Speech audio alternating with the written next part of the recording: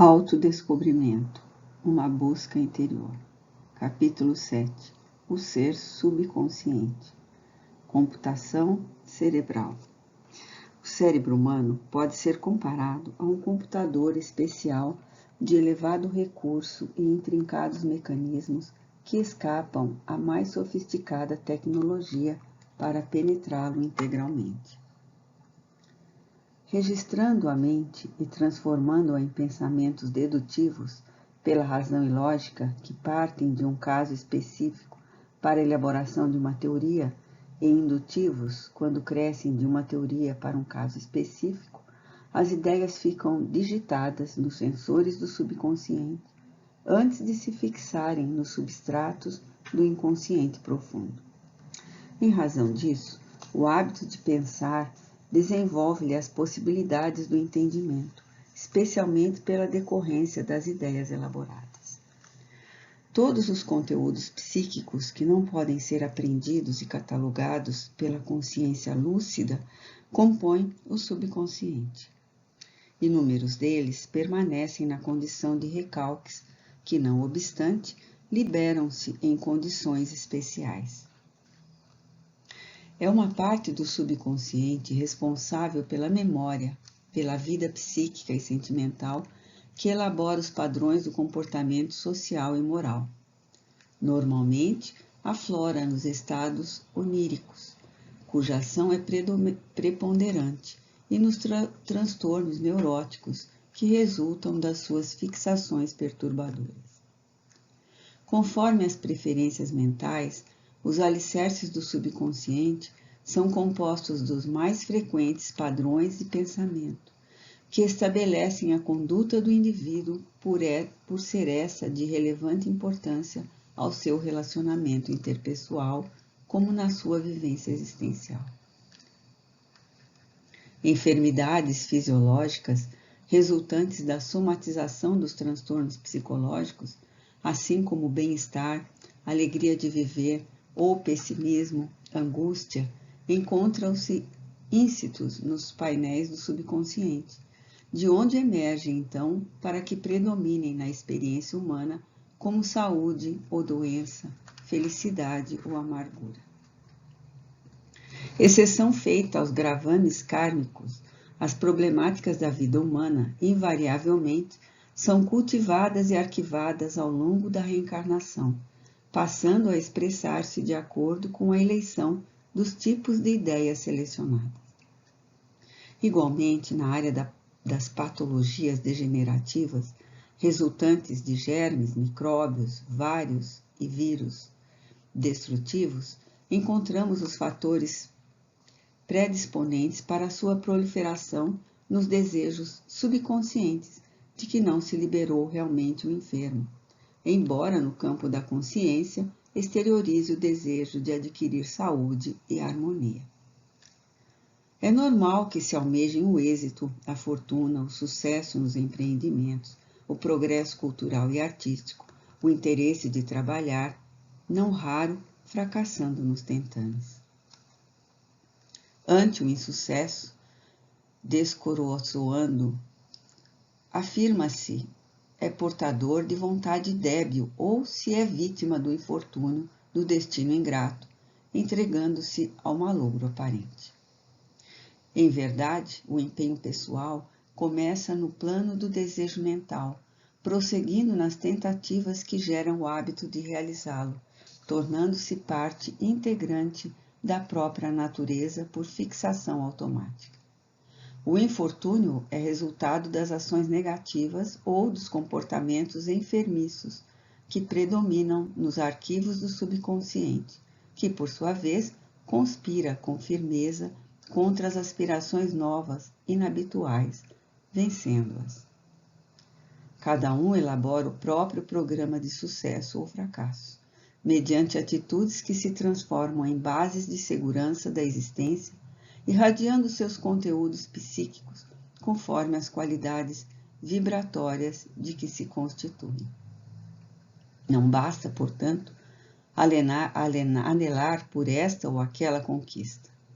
Torna-se imprescindível insistir e perseverar de forma que a potência da ideia inusitada predomine sobre as que se encontram arquivadas, comandando os acontecimentos. Considere-se uma emissão sonora persistente em fracos decibéis, no entanto, audíveis. Se ao mesmo tempo forem emitidas outras ondas mais altas e volumosas, ei-las que se sobreporão às anteriores, anulando-as e, por efeito, destacando-se na acústica dos ouvintes. O processo de aquisição dos valores elevados é de curso longo, bem elaborado, com frequência e bom direcionamento, a fim de alcançar-se o êxito pretendido. Assim sendo, quem deseja a paz e anele pela saúde, pelo equilíbrio, pelo sucesso, não cesse de auto-induzir-se, cultivando os pensamentos vitalizadores das aspirações até anular aqueles que se encontram nos arquivos do subconsciente, que passará a exteriorizar-se com os conteúdos correspondentes da atualidade, das novas fixações psíquicas e emocionais. Para que se consume o triunfo do empreendimento, o auxílio divino faz-se presente no próprio aspirante à felicidade, que o deve desenvolver.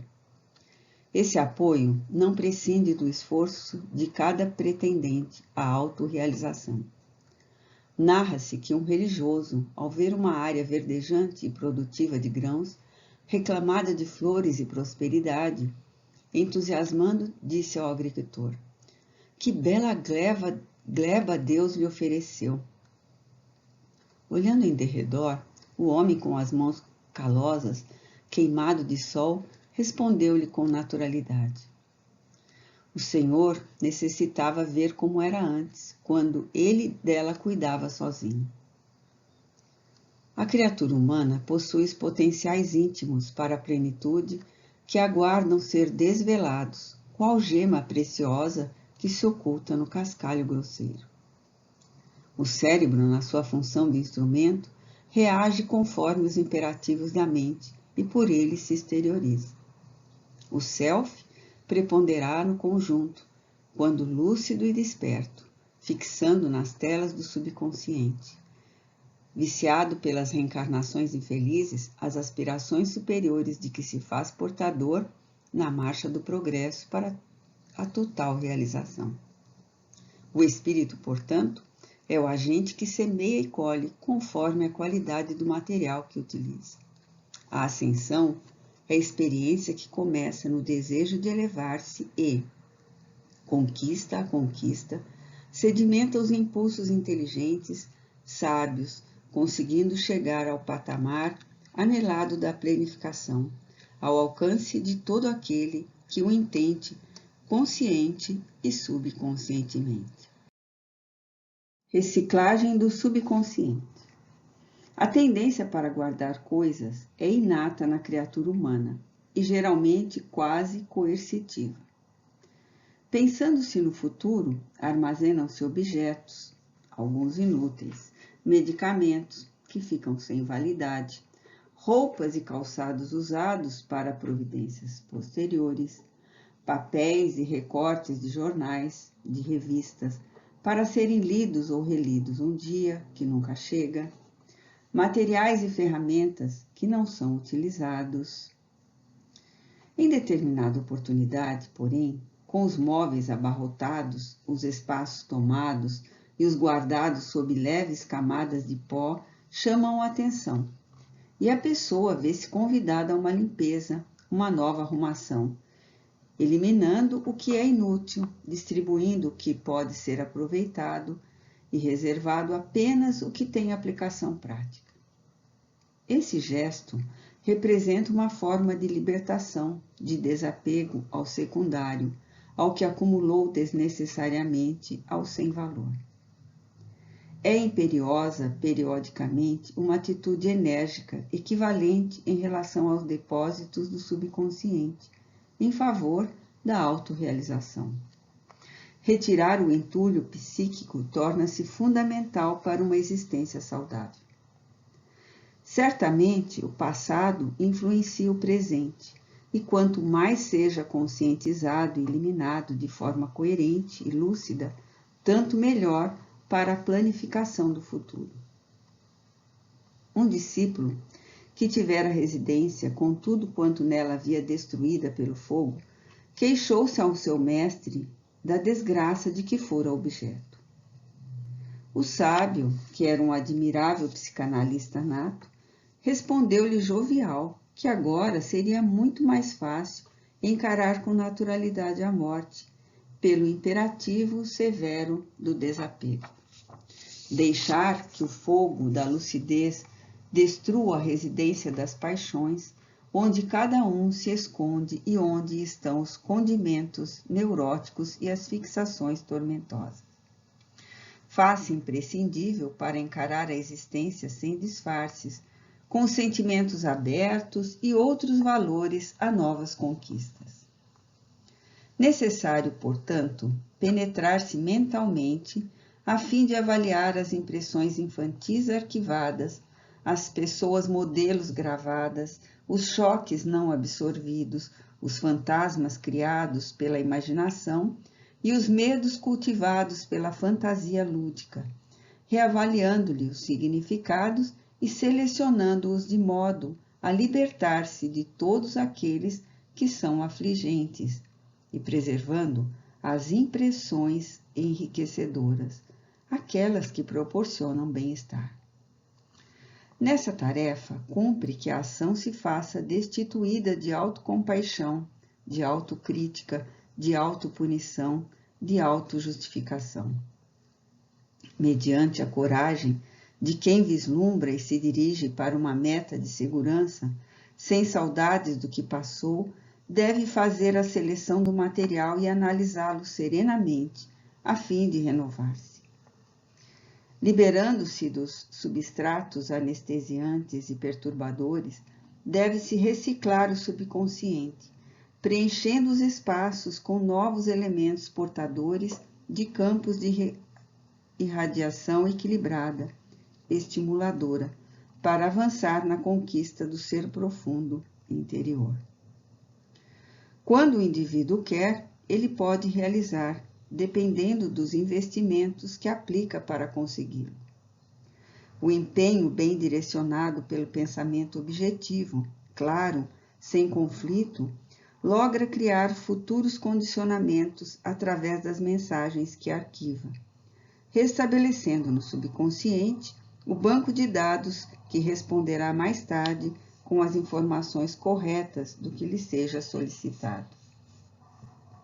Utilizando-se da autossugestão, dos recursos mnemônicos positivos, da visualização e da prece, reabastece-se de valores que hoje arquivados irão estimular os centros do desenvolvimento psíquico e moral, que ressumarão no futuro com sensações de paz, de claridade mental, de impulsos generosos, de atitudes equilibradas. Potencial rico de valores, o ser humano é a imagem do seu Criador, por possuir a mesma essência imortal. Consequentemente, os preciosos dons e recursos que levam à perfeição, competindo-lhe unicamente desenvolvê-los e aprimorá-los. Na aparência, pode apresentar somente pálidos reflexos deles. No entanto, ao burilar-se, desvelar-se-lhão os inquestionáveis tesouros.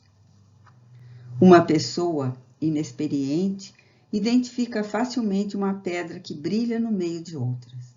Entretanto, um especialista distingue-a e valoriza-a por ser um diamante que espera apenas a lapidação. A renovação psíquica e emocional deve ser uma atividade constante e natural, qual ocorre na área dos fenômenos e necessidades fisiológicas, como a alimentação, o repouso, a higiene, a reprodução, em que os automatismos subconscientes são acionados e atendidos. Da mesma forma, na área psicológica são necessários novos automatismos que possam propelir o ser para os patamares mais elevados e planificadores que o estão aguardando. Subconsciente e sonhos. A complexidade dos sonhos tem merecido dos especialistas na área do psiquismo valiosos investimentos em contínuas tentativas de interpretá-los. Originados, na sua maioria, na área do subconsciente, revelam mais a respeito do ser humano do que se pode suspeitar em uma análise apressada.